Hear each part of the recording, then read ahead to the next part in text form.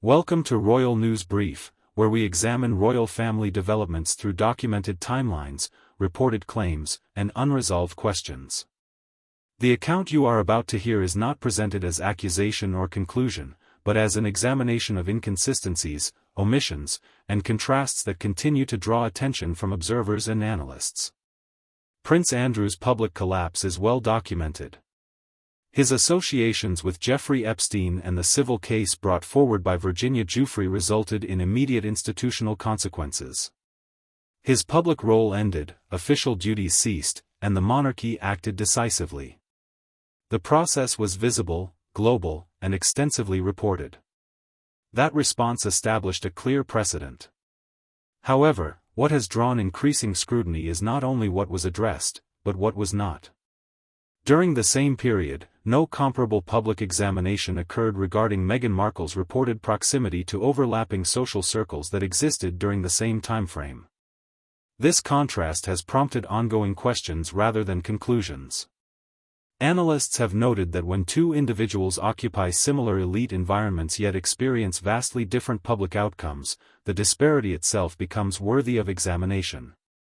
Silence, in investigative terms, is not evidence of wrongdoing, but it is a data point, especially when it is consistent and sustained.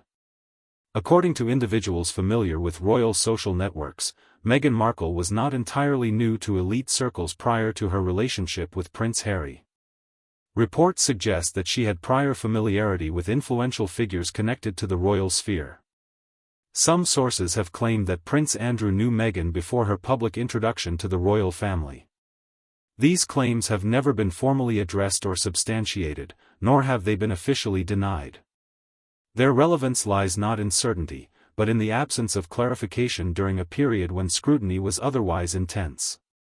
If Andrew's associations were deemed relevant enough to justify public consequences, observers ask why similar inquiries were never pursued elsewhere.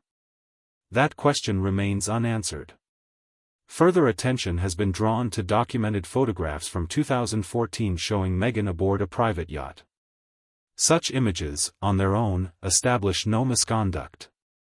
However, analysts contextualize them within broader discussions about access to exclusive environments, noting that private yachts are typically limited to invitation-only circles.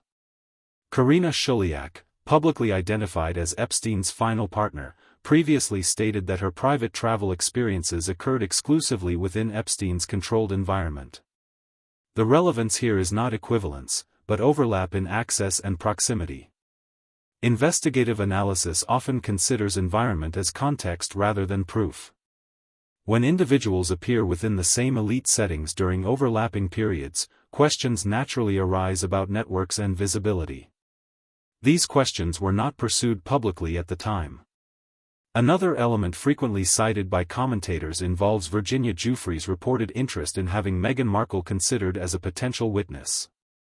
According to claims circulated by third parties, this interest was based on the belief that Meghan had prior familiarity with Prince Andrew's private world. It is important to note that Meghan was never called, never questioned publicly, and never referenced during proceedings.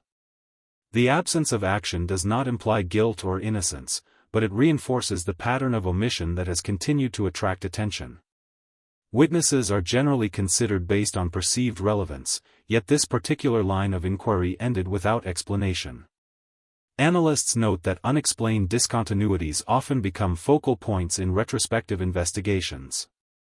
Observers have also examined Meghan's early access to influential social networks following her move to Toronto. Reports indicate that she formed connections through figures associated with Soho House, an exclusive private membership organization known for hosting high-profile individuals. These introductions reportedly expanded her access to elite circles beyond the entertainment industry. Again, this trajectory is not presented as improper. Rather, it demonstrates how proximity to power can develop gradually and intentionally. According to some sources, Prince Harry was not initially the only royal figure within these extended networks. Claims have circulated that Prince Andrew was known within those same environments. These claims have never been formally verified, but they persist due to the lack of direct response from official channels. When Meghan ultimately entered a relationship with Prince Harry, the narrative presented to the public emphasized her position as an outsider entering royal life for the first time. Investigators have since questioned whether that framing fully reflected her prior exposure to elite structures. Over time, reports emerged suggesting that Prince Harry became aware of aspects of Meghan's past that had not been previously discussed. These reports remain unverified and are based on unnamed sources. What is documented, however, is the palace's continued decision not to address or investigate such claims publicly. Analysts suggest this may reflect institutional risk management rather than individual protection. From an organizational perspective, reopening unresolved questions connected to Epstein-era networks could have broader implications beyond any single figure. Prince Andrew's current position adds another layer of complexity. Having lost public standing and institutional protection, sources claim he feels isolated and unfairly singled out. Reports suggest that he may be willing to speak more openly, not out of public interest, but personal grievance. If that were to occur, it could introduce information that has not previously been examined. The potential impact lies not in what is known, but in what remains undisclosed. Ultimately, this investigation does not assert conclusions.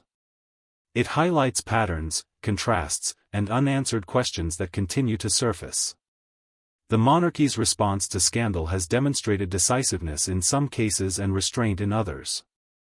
Understanding why those differences exist remains an open question. As with all complex institutional histories, the full picture often emerges slowly, shaped by what is revealed as much as by what remains unsaid. This has been Royal News Brief, presenting careful examination rather than speculation, and inquiry rather than judgment.